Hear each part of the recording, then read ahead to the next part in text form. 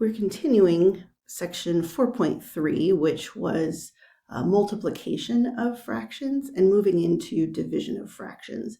I noted in the first video of this pair of videos that we work with the reciprocal of a fraction, and just as a quick review, reciprocal is where you flip the numerator and denominator of a fraction. So for example, if we started with the fraction 3/4, to find the reciprocal, we switch both of those and it becomes 4/3. To check that that is in fact the reciprocal, we would then multiply, and that simplifies down to 1. And if it does, that means that you have selected the reciprocal correctly. All right. Now, I also noted that between division and multiplication, there are 2 steps that you need to do, or I kind of do those 2 things at the same time before you then move into the same process for multiplication. So for step 1, and I'm actually going to add something here, it says flip the second fraction and then switch to multiplication. Okay, so for the first one here, we have 5/9 divided by 7/18. So again, we have to flip or take the reciprocal of the second fraction. So that's going to be the 7/18. So I'm going to rewrite this as 5/9. Again, that's unchanged. We also have to switch the division to multiplication. So I'm going to write that as multiply. And then we take the reciprocal of the second fraction, and now we're ready to multiply. So a reminder, right? We cross cancel first. So notice the first step of multiply is the second step of division. So cross canceling, I see that 9 and 18 are reducible. So 9 goes into 9 one time, 9 goes into 18 twice, right? And now we're ready to multiply across. Everything is fully reduced. Again, if you miss something that can be reduced, as long as you catch it before you reach your final answer, that's totally fine. It's just nice to get them fully reduced if you can before you do the multiplication. All right, so we get 5 times 2, which is 10, over 1 times 7, which is 7. So 10/7 is your final answer. All right, let's go ahead and do the next one. So again, step 1 and 1A, I don't know, 1B, because really there are 2 things that we do at the beginning. We go ahead and flip the second fraction and turn the division to multiply. So I'll go ahead and show that. So we have 50 over 65. There's the flip to multiply, and then 26 over 5. Now we're ready to cross cancel. Notice that each time I do this, I look back at the steps, and until you are regularly getting your answers correct or the process correct, please be referring to these steps. They're your map. You need to look at them, make sure that you know what they're telling you, that you know what they're telling you to do, and then that you're actually doing it in order.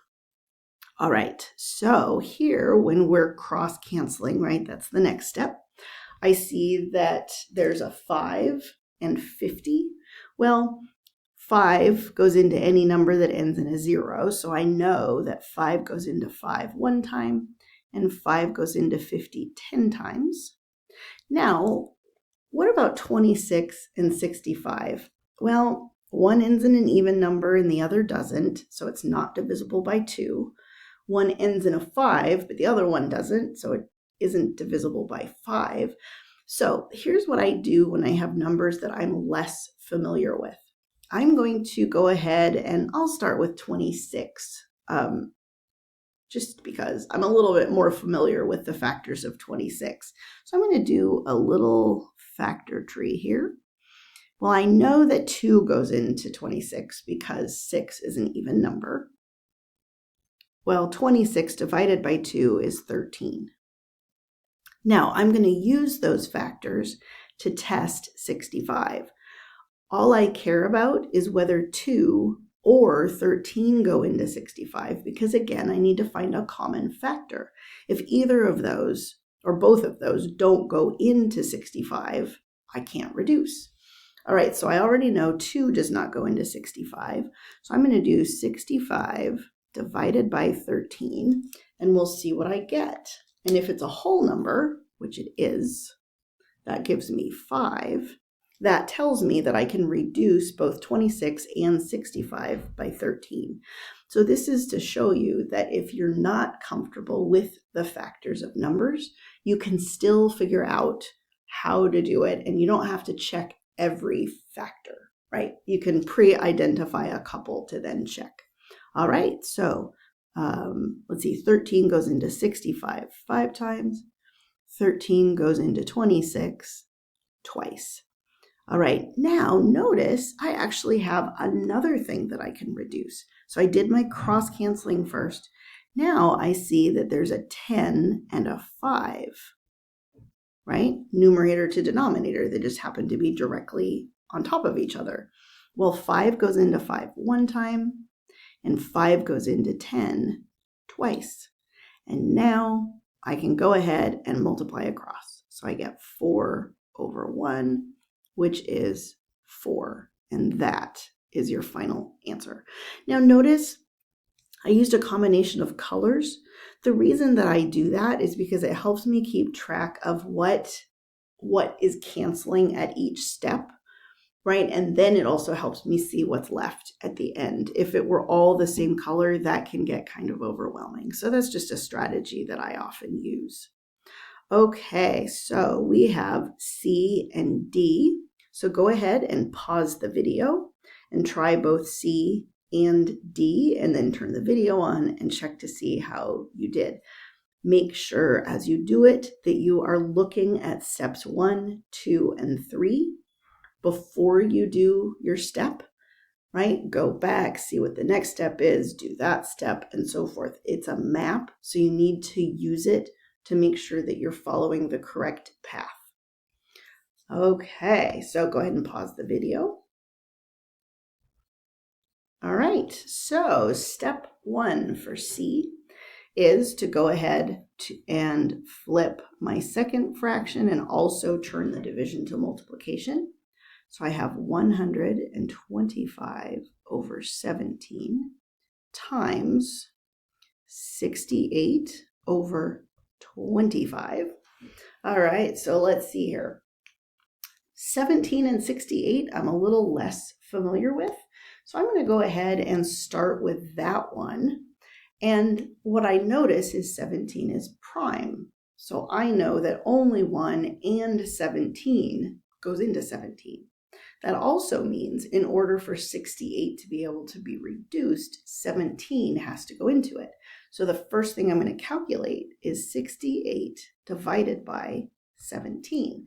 Again, if it comes out a whole number, great. If it doesn't, then that means that you can't reduce. It's already fully simplified. Okay, so 68 divided by 17 is 4. So that means I can reduce. So 17 goes into 17 one time, and 17 goes into 68 4 times. Now I look here, and I see that 25 can go into both of those. So 25 divided by 25 is 1. 25 into 125, or 125 divided by 25, is 5. Okay, I don't see anything else that I can reduce. Remember, reduction has to go from a numerator to a denominator. Things do not simplify or reduce like numerator to numerator to denominator to denominator. It has to be numerator to denominator. Okay, so be really careful with that. All right, so I multiply across and I get 20 over 1, which fully simplified is 20. Okay, and then D. So hopefully you already had paused the video and tried it. If not, go ahead and do that now, and then turn it back on and watch the process. So The unique thing about this problem is that we have a combination of fractions and whole numbers. So it's not listed in the steps, but anytime you have a combination of whole numbers and fractions, you have to put a 1 under the whole number. Without a visible denominator, it can be really difficult to see what can cancel or what multiplies. Okay, so that was step 1. Now, it also makes it really hard to see that there is actually a reciprocal. And in division, because that's the first thing we have to do, you want to make sure that things stand out as to the fact that they can be flipped, right? It does have a reciprocal, and that there's a 1 that's going to end up on top. All right, so I'm going to go ahead and rewrite. I have 75 over 14 times 1 over 150. Well, 1 doesn't simplify. Either you can think of it as it doesn't simplify with anything, or it simplifies with everything, but it doesn't change the value, okay, which is why I don't think of it in terms of simplifying. So 1 and 14, there's nothing I can do there. It's already fully simplified. So let's go to 75 and 75 and 150. All right, so I know that 25 goes into both 75 and 150. So 25 goes into 75 3 times. And then if I do 150 divided by 25, I get 6. So this is an example of where I didn't end up reducing everything out in that one step. I didn't find the greatest common factor, so I need to reduce again. Totally fine. Okay, so here we have 3 and 6. So 3 goes into 3 one time, and 3 goes into 6 twice. Now, I don't have anything else that can reduce, so I'm ready to multiply across. So 1 times 1 is 1 over 14 times 2, which is 28.